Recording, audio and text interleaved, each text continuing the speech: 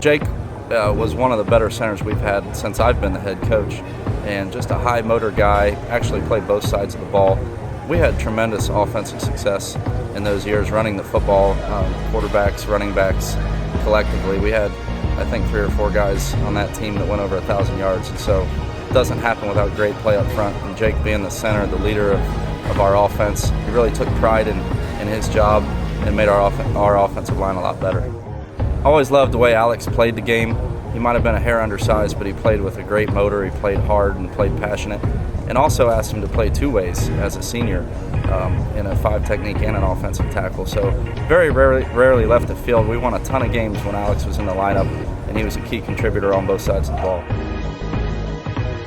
Santino was a guy who really loved that grind. He really ate up that offensive line play and getting nasty and getting after it. He really enjoyed that. Santino comes from a long line of family members, cousins and uncles and people like that. Santino just meant so much to him to be in that lineup and play for DeSales, and he really took pride in what those guys did up front. Brian was a really explosive player, and he came on especially his senior year and had a tremendous senior year. It was very difficult to block. I had opposing coaches tell me how much they thought of him on film, and just a high motor, high intensity guy, played very, very hard, made a ton of plays. Broke his ankle unfortunately at the very end, but was a tremendous difference maker in there for us.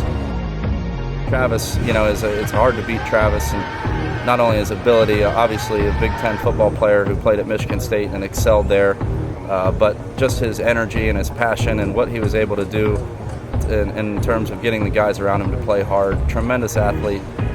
Was a lot of fun to coach, a lot of fun to be around, and we had a very successful run with Travis in that lineup.